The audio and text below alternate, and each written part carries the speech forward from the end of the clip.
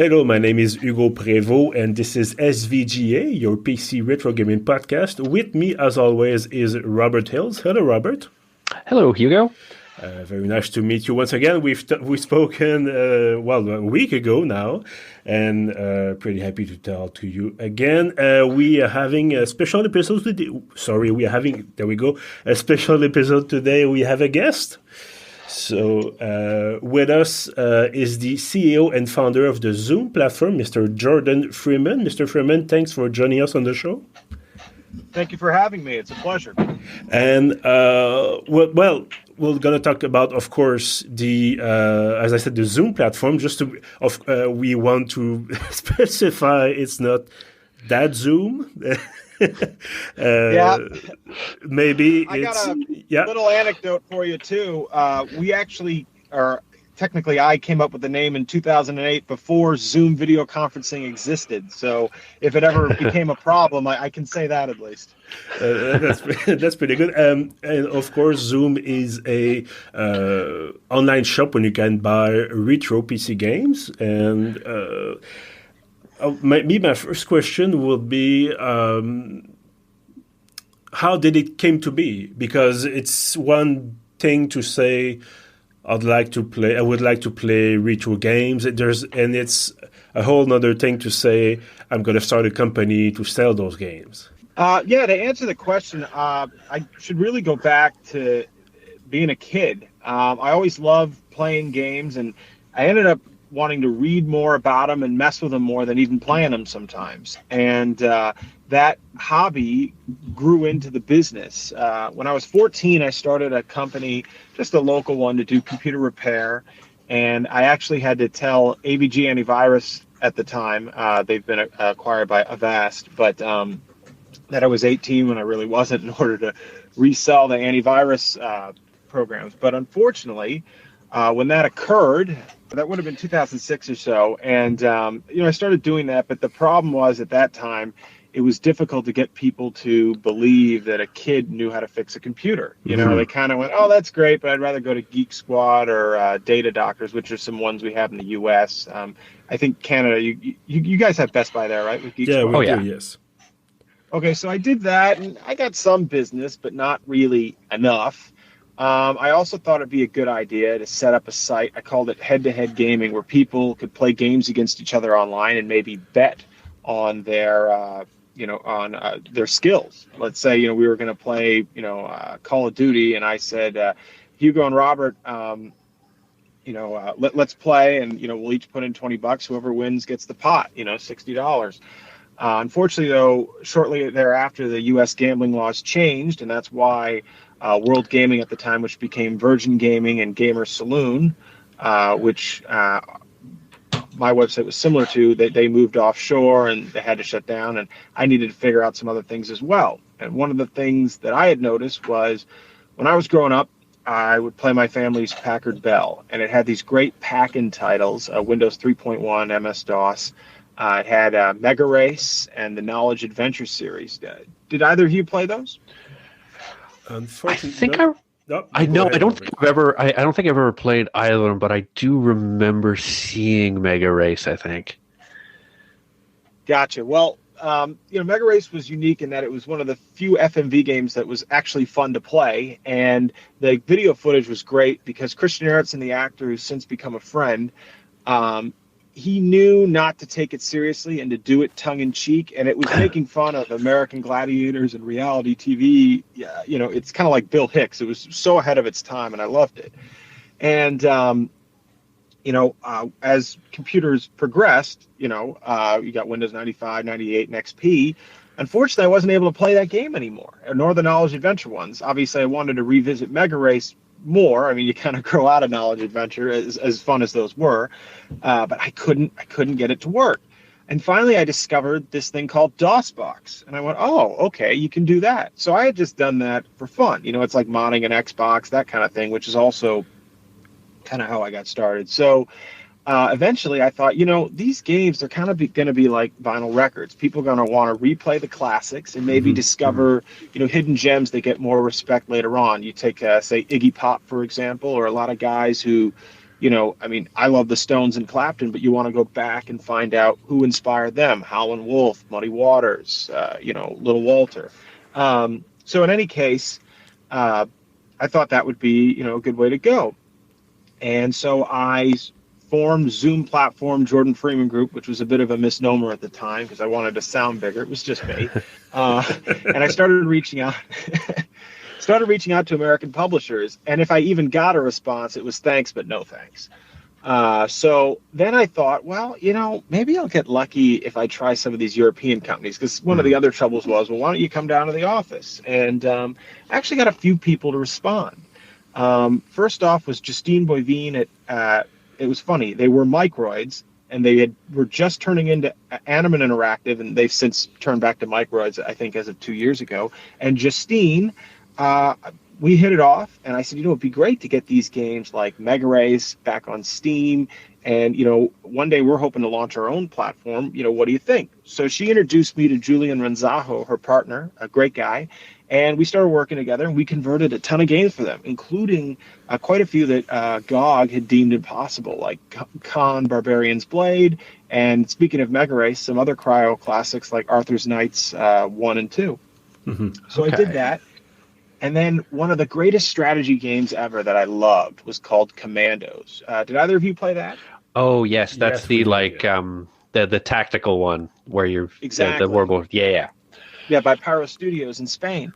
Well, I reached out to a guy named Charlie Andre Barrett. He ran a company at the time called Digital Game Factory. He since sold that here, I'll tell you the full story. So he had licensed the Commandos franchise from Prévost Studios. He also licensed Praetorians and Imperial Glory from them. And he got some other titles like the Creatures series, and I think that might be it, if memory serves, although my memory hasn't been the best lately. It used to be like an elephant. But in any case, I hit it off with him. And he really liked the pitch that I had. And he said, not only can I get you these games, let me introduce you to a few people. So he introduced me to a great guy named Daryl Still. Used to be at Atari UK. And at the time, he was at 1 Cent Company before they were 1 Cent Entertainment. And he was head of their digital distribution. And I signed, Charlie's games. And then I signed Daryl's. And Daryl since left 1 Cent Company to form KISS Digital Publishing, which is an indie label. He did that with Peter King, and he's been another great friend, great ally. So let me tell you that. If I go off on random directions, let me know and I'll stop. The great thing about Charlie was in addition to that introduction, he eventually sold Digital Game Factory to a guy named Luke Keegren, who formed Merge Games, which has those older titles. I think they've since sold them technically to I'm blanking on the name, but they have Tropico and those games. Yeah. But anyway, our perpetual rights contract ensured we were able to keep selling them. But Charlie, after he sold that, would go on to work at Bethesda UK. When Microsoft bought out Bethesda, he moved over to Team 17, and that's where he's at now. He's a very talented guy, and it's clear why all these big companies want him, because he's very good.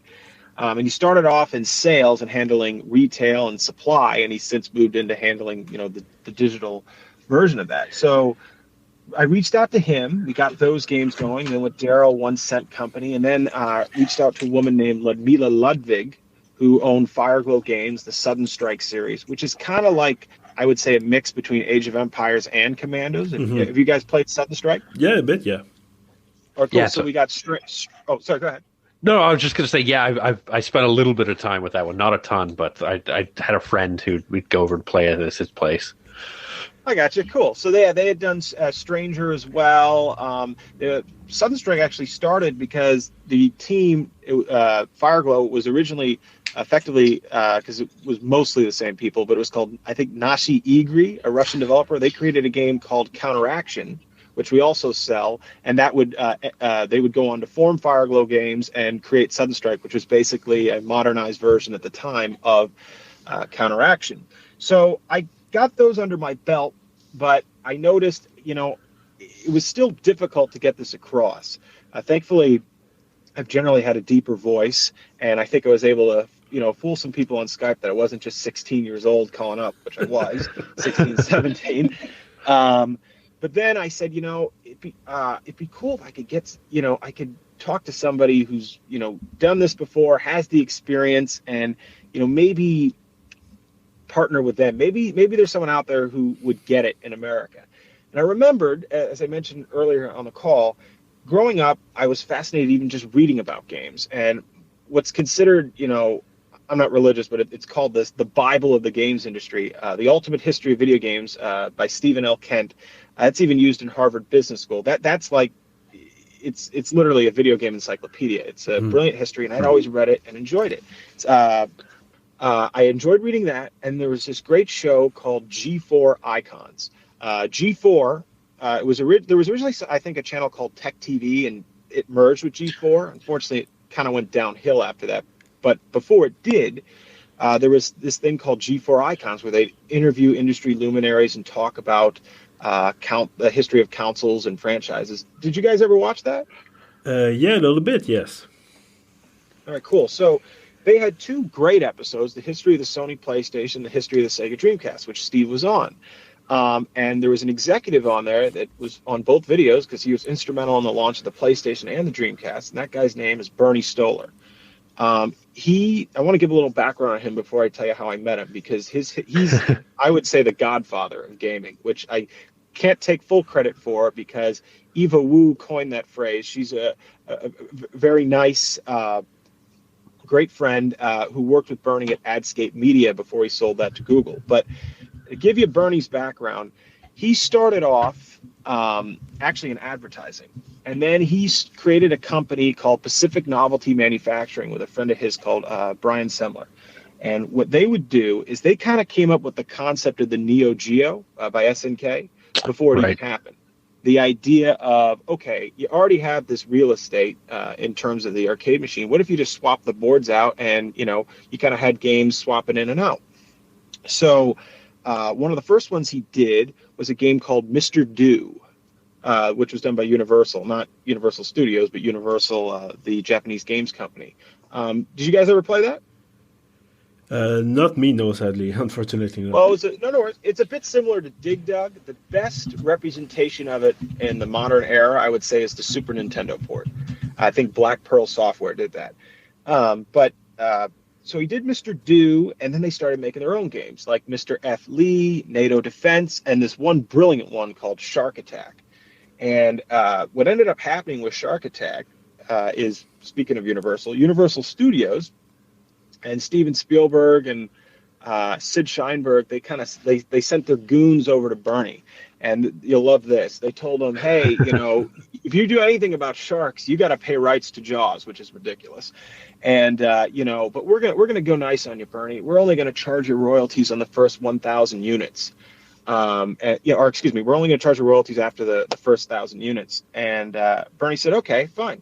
So the way the manufacturing runs work, they made 10 at a time. So Bernie made sure they made 990. Then they stopped. And then he sent a letter saying, hey, you want one? Because if you want, we'll make another one. But otherwise, we're moving on to something else. So I love that. And that's actually in Steve's book. But in any case, he did that. And then he had, worked with Nolan Bush. He later would work with Nolan Bushnell at Atari.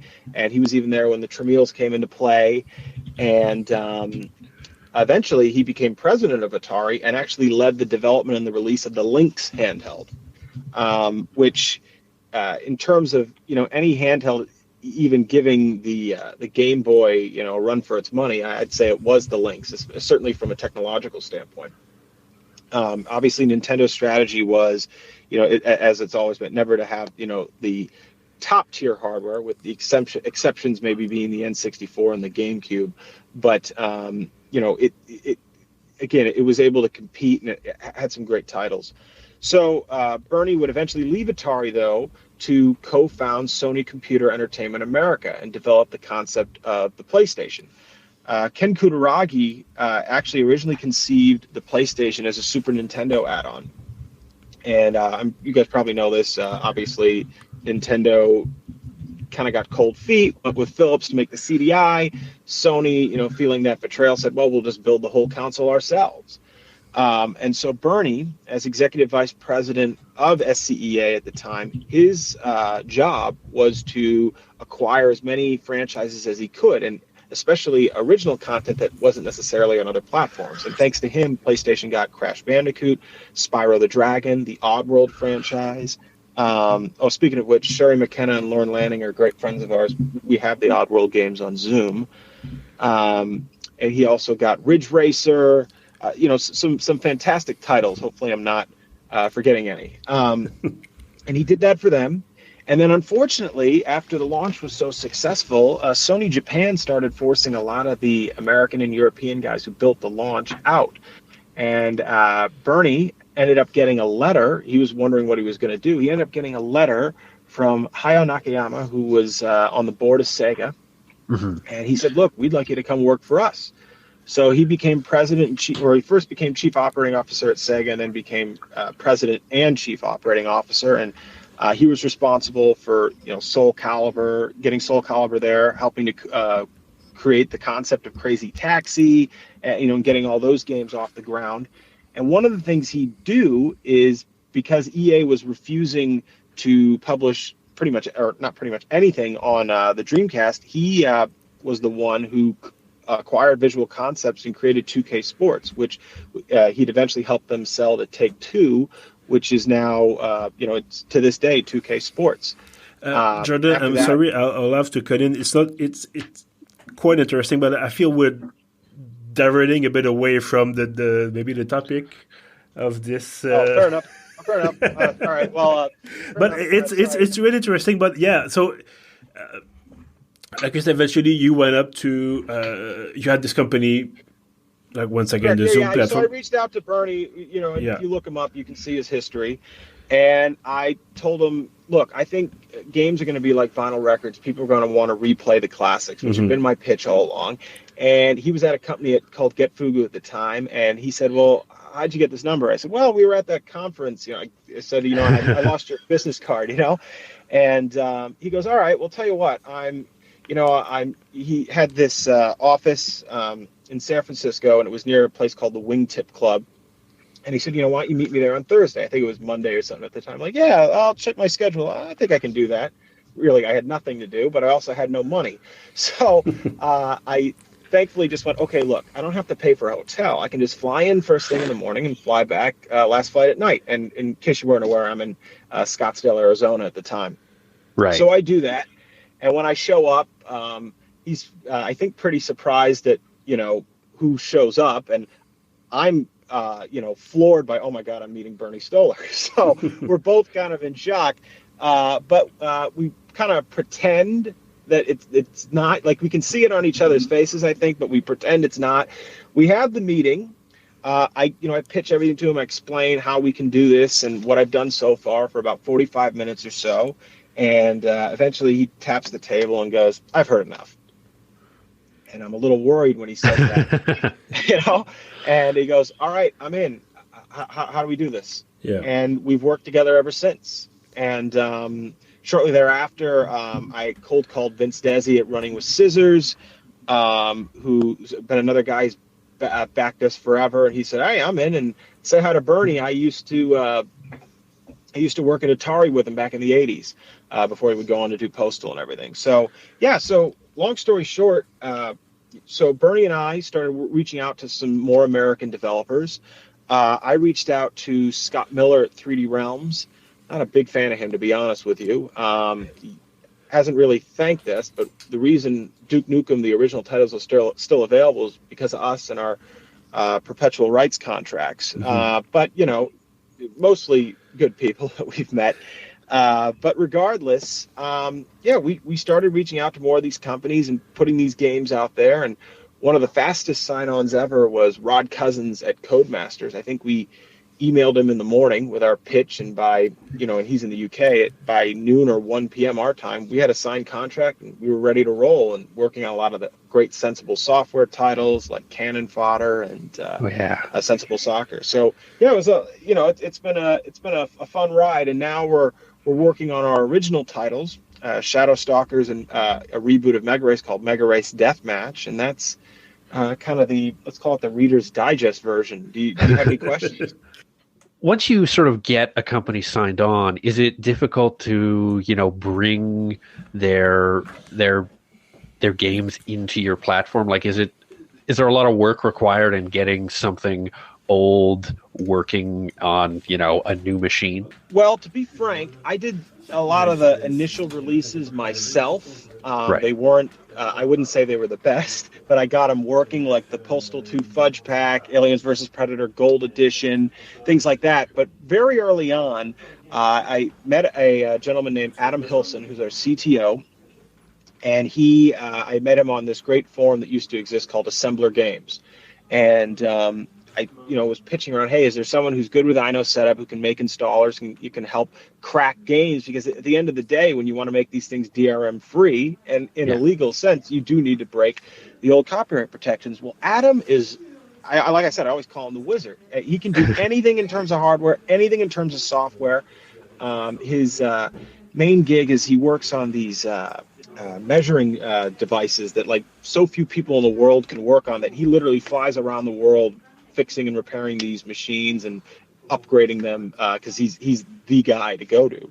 And this is literally a hobby to him. I mean, and he's brilliant. So what ends up happening, honestly, is from my standpoint, when you talk to some of these publishers, it's amazing. I don't know if you ever watched Seinfeld, but the opposite episode where George says, well, if my every instinct is wrong, the opposite would have to be correct. That's what it's like going into these publishers. You have to throw logic out the window. I can't tell you how many times I say, this is found money. You've been sitting on this catalog for 10 years. Why don't you do something with it? We don't know. So honestly, it's a lot just convincing some of these groups to do it. Now, there's some that are, right away on board, good to go.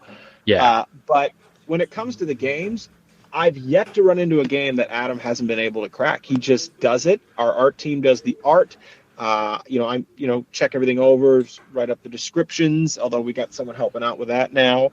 And then we market it. And one of the coolest things in terms of the team is we've had kind of a interesting relationship with GOG, I'll put it that way. We've caught our software there a few times, and they were even apparently dumb enough to purchase some of our games where they used our software with an @gog.com PayPal address. Which, it's like copying someone's test and putting their name on it. But in any case, one of the things that was interesting was that one of their marketing directors was so upset by that, he left GOG and he's with us now, Sean Halliday, who's been amazing. He goes by Linko64 on Twitter, and he is just, like Adam is with the technology, he's the marketing guru. I think sometimes I'm a little too businesslike and robotic. I mean, there are times where, I just, in terms of social media, it's not me. He knows how to get that attitude across, and it's great because what sets us apart, I think, is that edge he brings. Right. Yeah. And that's it. It's interesting because I've been going through your catalog a bit, and you've got a really diverse. There's a lot of interesting titles there, and it's interesting the way you've been able to pull in some that are. There was one in particular, like I play a lot of simulation games. One that stuck out to me was the helicopter sims, Hind and Longbow, which are ones that I remember playing as a kid, and I had not seen those anywhere else. So it's interesting. You've also been able to find that sort of niche, those niche titles to bring back that aren't necessarily like the ones that everyone remembers, but there's something special for everyone there. It seems like. Oh, absolutely, and I couldn't agree more. I mean, that's kind of how I feel about Mega Race. That sold 2.5 million copies, but a lot of people don't even know about it. Right. And it's tough to get that across. So I can certainly relate, and it's even the knowledge adventure games. It would blow your mind, but those are sometimes some of our best sellers. On a monthly basis, we kind of see what the trends are, and there's a lot of people nostalgically want to play 3D Dinosaur Adventure again. It's amazing how you find out that these fan bases still exist, and I think a lot of it is people do want to revisit those games, but I'm wondering too. I'm going to be 30 this year. Maybe some of these people, they've had kids and they want to have them play the same games they grew up with. I mean, it's the way I watched like John Wayne and Steve McQueen movies with my father. and listen to his albums. You could tell by my music talk earlier, I listen to what I listen to. So yeah, and again, it's like, as I said, you want to rediscover the classics or guys that, people in the know knew about, but deserve better recognition.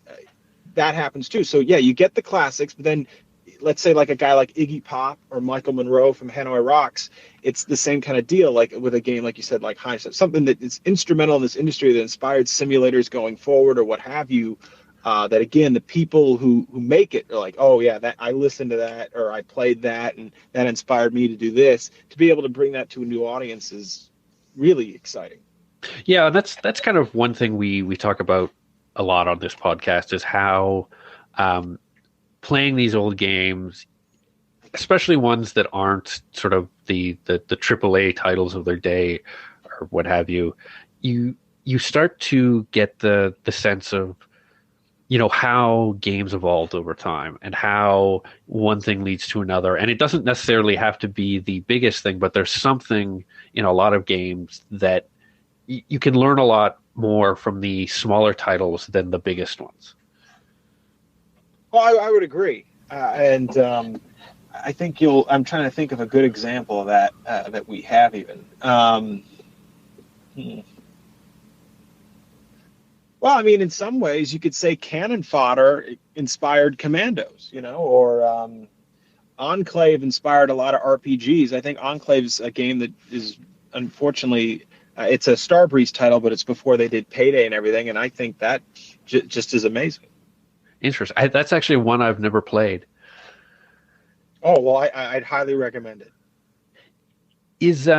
Do you find it's a difficult market to get into now? Because it seems like, you've talked about GOG a bit, that people are beginning to recognize that there is this market there, that people do want to go back, and whether it's for nostalgic reasons or to show their family or what have you, that like there's people want to play these. And have you found that's an attitude that's changed and made more things difficult for you, or? Well, I think the consumers, the fans wanting to play the games, and I put myself in that category, I think that's always been there. I think it will. I think some of the publishers now, with all the acquisitions and everything, Microsoft's making all the right moves. Phil Spencer seems like a great guy, and, they're doing all the right moves, but it worries me because this is an industry that's already pretty bereft of ideas, already with stifled creativity, and I feel like this is going to make it worse as these companies get acquired. I have no idea why Sony acquired Bungie. That one didn't make sense, but other than kind of a middle finger back. But Bungie doesn't have Halo, so I don't know what their angle is there. But regardless, I think the consumer side, that's always been there. I think you can tap into it, but we need to also develop original games. And I feel we're unfortunately falling into the same problem that, again, speaking of music, did. Because, it's like, how many times can Led Zeppelin put out, Led Zeppelin 2, remastered? And maybe they just add a little, on the end or whatever. It's not that much different. But unfortunately, you're getting these minimal effort, quote unquote, remasters, which, maybe there's some visual upgrades, but maybe sometimes it breaks the gameplay mechanics and that certain je ne sais quoi that it had. And then it's $20, and they remove the the $5 version, the original, which most people probably would have wanted. I feel that's a bit of a problem as well. And I think consumers, especially when you look at the blowback on NFTs and crypto and all that nonsense, in my opinion, it's just greater fool theory anyway. But I think gamers are getting upset that they're being taken advantage of. That's not what it's about. And I'm concerned where the industry's headed. I've always considered myself an outsider. I still do. Yeah. I have the tremendous respect for guys like Bernie, Rob Dyer, who's at Capcom now, ran Eidos for a while, probably my favorite publisher growing up, Rod Cousins, a lot of the guys I mentioned earlier, because they built this industry. And I'm not sure they're getting the respect they deserve. And I think now it's a very in crowd, I don't want to say secret handshakes, but you get what I mean. Yeah. And so that's fine. But I don't mind doing things differently. I've been told throughout my entire career, starting with my high school counselor, who, by the way, I don't know if I'll just say it. I dropped out of high school. Counselor told me, this isn't going to work.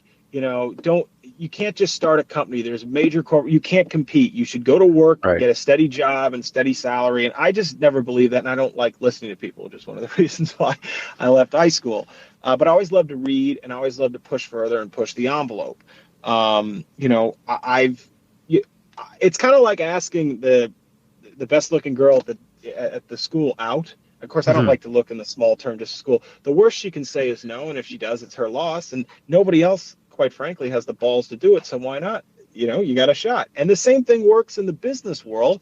I'll give you an example. I called Irish Dreamtime Productions, which is Pierce Brosnan's production company.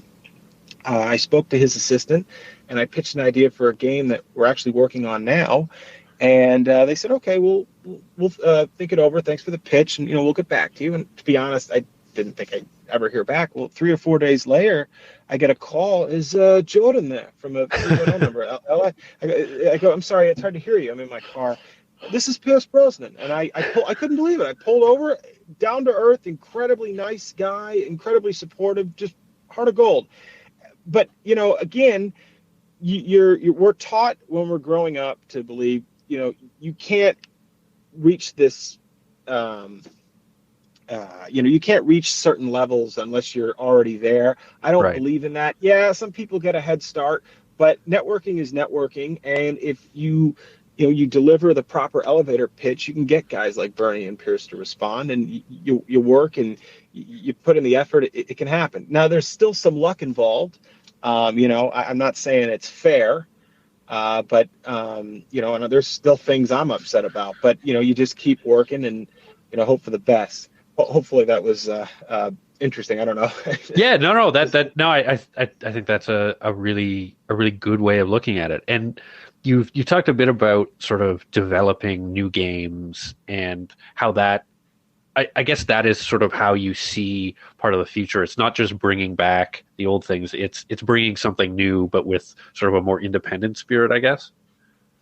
Yeah, well, it's kind of both, exactly. But it's like, I'm a huge, obviously, as you might guess it, James Bond fan. I love the old films, but I also, if you watch The Saint, which Roger Moore was on, that kind of inspired, to me, that may be one of the best Bond performances ever. His performance as the Saint, dare I say, rivals Connery's performance as Bond.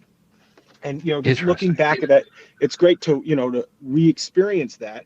But yeah, and if I could, I'd love to bring the Saint, like say to some I think it already is on the Amazon streaming service, but I'd love to introduce that to a younger audience while also creating something new. So it's kind of both. Hopefully that makes sense.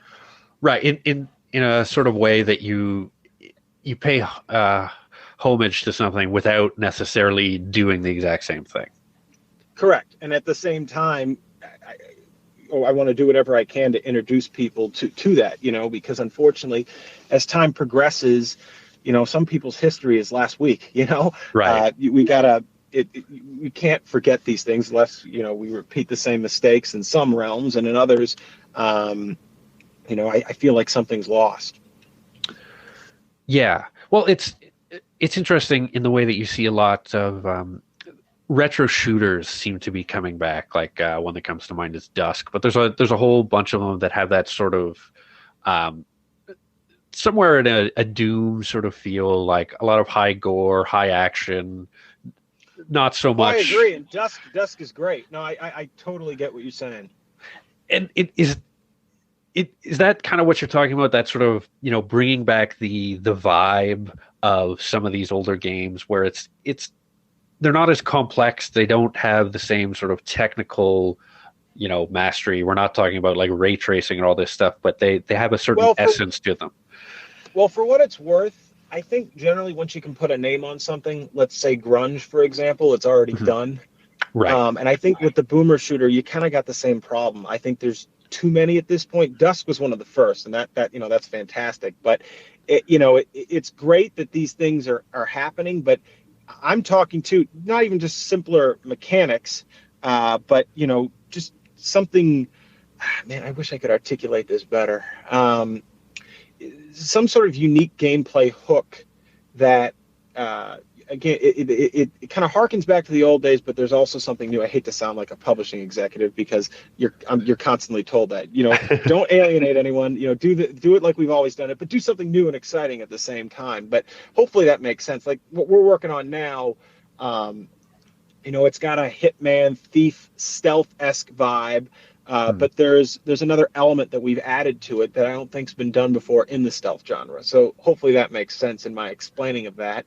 And in terms of the boomer shooter realm, one of the cool games we got to re-release was we met this great developer, Matthew Little, really cool guy, who's been working on had been working on this game called Wrecker Sunken Land since the mid '90s, and he created a new episode with his team. And they put out this great GC Doom game called, like I said, Wrecker Sunken Land. That's fantastic. It has its own atmosphere and does things in a way that, I don't think, have been done before. Certainly not in a GC Doom game. And that was really exciting to put out. That's interesting. And is that sort of the future finding, or the future for Zoom at least, is finding that sort of balance between nostalgia and newness?